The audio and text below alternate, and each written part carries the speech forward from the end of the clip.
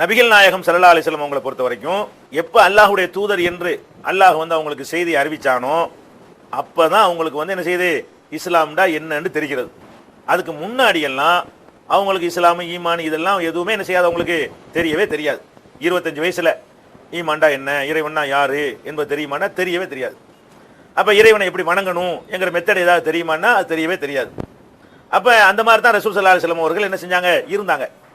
இதை நானா சொல்றேனாடா, நானா சொல்லல, இப்படி அல்லாஹ் சொல்றான் குர்ஆன்ல. நபிகள் நாயகம் ஸல்லல்லாஹு அலைஹி வஸல்லம் அவங்களை பத்தி பேசும்பொழுது மா குன்த தத்ரி, உனக்கு தெரிந்திருக்கவில்லை, உன்னை தூதர் ஆக்கியிருக்கிறோம்ல, உனக்கு ஏற்கனவே தெரிந்திருக்கவில்லை. என்ன தெரிந்திருக்கவில்லை? மல் கிதாபு, வேதம் என்றால் என்ன உனக்கு தெரியாது. உலல் ஈமான், ஈமான்டா என்னன்னு உனக்கு தெரியாது. அதே மாதிரி இன்னொரு சூறாவுல அல்லாஹ் சொல்லி காட்டுகிறான், வஜதக லால்லன் ஃபஹதா, உங்களை வழி தவறியவராக கண்ட இறைவன் நேர்வழி காட்டினான். அலம் யஜிதுக யதீமன், உன்னை அனாதையாக இருக்க கண்டு ஆவா, உன்னை அரவணைத்துக் கொள்ளவில்லையா? வஜதக ஆயிலன், வறுமையிலே உம்மை இருக்க கண்டு ஃபஅக்னா, செல்வந்தராக அல்லாஹ் உம்மை ஆக்கவில்லையா? அந்த தொடர்ல நடுவுல அல்லாஹ் சொல்லி காட்டுகிறான், வஜதக லால்லன் ஃபஹதா, உம்மை வழி தவறியவராக இருக்க கண்டு நேர்வழி காட்டவில்லையா?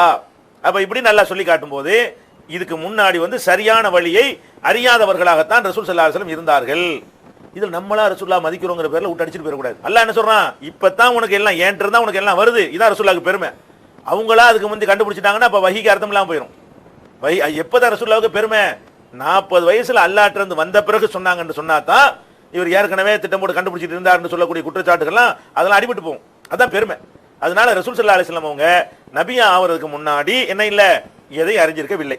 அதே நேரத்தில் ஒன்னே ஒன்று இருக்கிறது, அந்த 40வது வயசு இருக்குல்ல, அந்த வயசுல இறை தூதர் ஆகுற அந்த கடைசி வருஷத்துல அவர்கள் பலவிதமாக சிந்திக்க ஆரம்பிச்சாங்க. என்ன சிந்திச்சாங்க, இந்த ஊருடைய நடவடிக்கை எதுவும் சரியில்லை விளங்குறாங்க. அந்த மக்காவுல உள்ள மக்களை பார்க்குறாங்க, அவங்களுடைய கடவுள் நம்பிக்கை, அவங்க வழிபாட்டு முறை எல்லாமே அவங்களுக்கு என்ன செய்யுது, ஒரு வெறுக்கத்தக்கதாக அவங்களுக்கு தென்படுகிறது. அப்ப இந்த ஊர்ல இவங்களோட வசிக்கவே கூடாது என்று சொல்லிட்டு தான் வெறுத்து போய் என்ன செய்யறாங்க, ஹீரா குகையில போய் இருக்க ஆரம்பிக்கிறாங்க. இதுல கடைசி வருஷம் தான் இது 40வது வயசுல நடக்குது. ஒரு கட்டத்தில் என்ன செஞ்சாங்க, அங்க போய் அதுல என்ன செஞ்சாங்கன்னா யதஹன்னசு, சில இரவுகள் இறைவனுக்காக தியானத்தில் அப்படி ஈடுபட்டு விடுவார்கள். அதாவது இவங்க போக்கு சரியா இல்ல, கண்டிப்பா என்னமோ வேற ஒரு மார்க்கம் தான் சரியானதா இருக்கு, என்ன மார்க்கமா இருக்கும் அப்படின்னு சொல்லி திங்க் பண்ண ஆரம்பிச்சிருக்காங்க. இப்ப 40வது வயசுல. அதனால ரசூல் ஸல்லல்லாஹு அலைஹி வஸல்லம் அவங்க 40 வயசுக்கு முன்னாடி அவங்க தொழுதாங்க அப்படிலாம் எந்த ஆதாரமும் கிடையாது. 40 வயசுக்கு முன்னாடி நோன்பு வச்சாங்க அதெல்லாம் கிடையாது. வேணா அந்த ஊர் வழக்கத்தில் என்ன செஞ்சாங்களோ அதை வேணா செஞ்சிருப்பாங்க, இருக்காட்டு நமக்கு இல்லை. ஆனா அந்த கரெக்டான பாதையை தெரிஞ்சிருந்தாங்களான்னு கேட்டா இல்லைன்னு தான் சொல்லணும். இல்லைன்னு சொன்னா தான் குர்ஆனை நம்புறதா ஆகும். இதை விளங்கிக்கணும்.